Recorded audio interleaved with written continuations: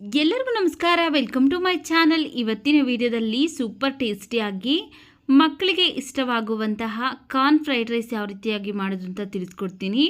ಯಾವುದೇ ಸಾಸ್ ಬಳಸದೆ ತುಂಬ ಈಸಿಯಾಗಿ ಮತ್ತು ಟೇಸ್ಟಿಯಾಗಿ ಮನೆಯಲ್ಲೇ ಮಾಡಿ ಕೊಡ್ಬೋದು ಮಕ್ಕಳಿಗೆ. ನೋಡಿ, ಇಲ್ಲಿ ಫಸ್ಟು ಒಂದು ಬಾಣಲೆ ಬಿಸಿಗಿಟ್ಟು ಅದಕ್ಕೆ ನಾನು 2 ಟೇಬಲ್ ಸ್ಪೂನ್ ಆಗೋಷ್ಟು ಎಣ್ಣೆ ಹಾಕ್ಕೊಂಡಿದ್ದೀನಿ. ಎಣ್ಣೆ ಬಿಸಿ ಆದಮೇಲೆ ಒಂದು ಗಡ್ಡೆ ಈರುಳ್ಳಿನ ಈ ರೀತಿ ಉದ್ದುದ್ದಾಗಿ ಹೆಚ್ಚಿಬಿಟ್ಟು ಹಾಕ್ಕೊಂಡು ಈರುಳ್ಳಿನೆಲ್ಲ ಚೆನ್ನಾಗಿ ಫ್ರೈ ಮಾಡ್ಕೊಳ್ಬೇಕು.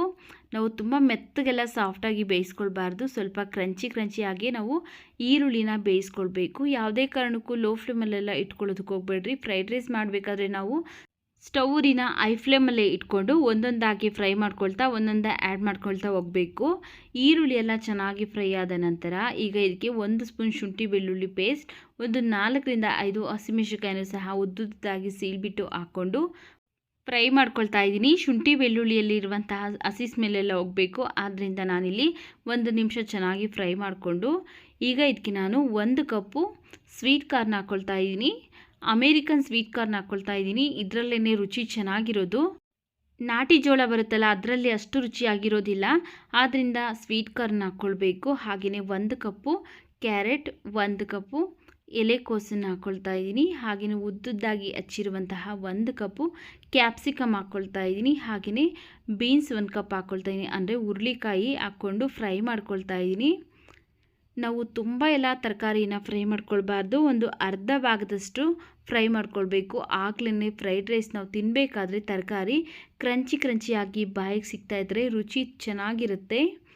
ಈಗ ಸ್ಟೌರಿನ ನಾವು ಐ ಫ್ಲೇಮಲ್ಲೇ ಇಟ್ಕೊಂಡು ನಾವಿಲ್ಲಿ ಒಂದು 2 ರಿಂದ 3 ನಿಮಿಷ ಚೆನ್ನಾಗಿ ಫ್ರೈ ಮಾಡ್ಕೊಳ್ತಾ ಇದ್ದೀನಿ.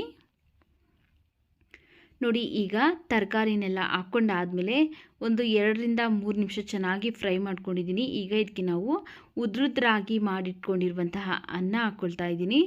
ನಾನು ನಾರ್ಮಲ್ಲಾಗಿ ಮನೆಯಲ್ಲಿ ಮಾಡುವಂತಹ ಸೋನಾ ಮಸೂರಿ ಅಕ್ಕಿಯಿಂದನೇ ಅನ್ನನ ಮಾಡಿಕೊಂಡು ಹಾಕ್ಕೊಳ್ತಾ ಇದ್ದೀನಿ. ಹಾಗೆಯೇ ಒಂದು ಅರ್ಧ ಸ್ಪೂನ್ ಆಗೋಷ್ಟು ಪೆಪ್ಪರ್ ಪೌಡರ್ನ ಹಾಕ್ಕೊಳ್ತಾ ಇದ್ದೀನಿ. ನಾನಿಲ್ಲಿ ಮನೆಯಲ್ಲೇ ಮಾಡಿರುವಂಥ ಫ್ರೆಶ್ ಆಗಿರುವಂಥ ಪೆಪ್ಪರ್ ಪೌಡರ್ನ ಹಾಕ್ಕೊಂಡಿದ್ದೀನಿ. ಹಾಗೆಯೇ ರುಚಿಗೆ ತಕ್ಕಷ್ಟು ಉಪ್ಪು, ಒಂದು ಅರ್ಧ ಸ್ಪೂನ್ ಆಗೋಷ್ಟು ರೆಡ್ ಚಿಲ್ಲಿ ಪೌಡರ್, ಹಾಗೆ ಸ್ವಲ್ಪ ಸಣ್ಣದಾಗಿ ಕಟ್ ಮಾಡಿರುವಂತಹ ಕೊತ್ತಂಬರಿ ಸೊಪ್ಪನ್ನು ಹಾಕಿ ಇವಿಷ್ಟು ಮಿಕ್ಸ್ ಆಗೋ ಥರ ಮಿಕ್ಸ್ ಮಾಡ್ಕೊಳ್ತಾ ಇದ್ದೀನಿ. ನೋಡಿಕೊಂಡು ಖಾರದ ಪುಡಿ ಎಷ್ಟು ಬೇಕಾಗುತ್ತಲ್ಲ ಅಷ್ಟು ಹಾಕ್ಕೊಳ್ಳಿ. ಯಾಕಂದರೆ ಹಸಿಮೆಣಸಿನ್ಕಾಯಿ ಫಸ್ಟೇ ಹಾಕಿರೋದ್ರಿಂದ ತುಂಬ ಖಾರ ಆಗಿಬಿಡುತ್ತೆ ಮಕ್ಕಳಿಗಾದರೆ. ದೊಡ್ಡವ್ರಿಗಾದರೆ ಪರವಾಗಿಲ್ಲ. ಅದರಿಂದ ನಿಮಗೆ ರೆಡ್ ಚಿಲ್ಲಿ ಪೌಡರ್ ಬೇಕು ಅಂದರೆ ಅಷ್ಟನ್ನೇ ಹಾಕ್ಕೊಳ್ಳಿ, ಬೇಡ ಅಂದರೆ ರೆಡ್ ಚಿಲ್ಲಿ ಪೌಡರ್ನ ಸ್ಕಿಪ್ ಮಾಡ್ಕೊಳ್ಳಿ.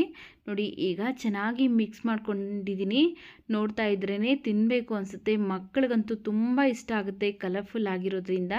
ನೋಡಿ, ಈಗ ರುಚಿಯಾದಂತಹ ಕಲರ್ಫುಲ್ ಕಾರ್ನ್ ಫ್ರೈಡ್ ರೈಸ್ ರೆಡಿಯಾಗಿದೆ. ಸ್ಟವ್ನ ಆಫ್ ಮಾಡ್ಕೊಳ್ತಾ ಇದ್ದೀನಿ. ಮಕ್ಕಳಿಗಾದರೆ ನೀವು ಟೊಮೆಟೊ ಕೆಚಪ್ ಜೊತೆ ಕೊಡ್ಬೋದು, ದೊಡ್ಡವ್ರಿಗಾದರೆ ಹಾಗೆಯೇ ತಿನ್ಬೋದು.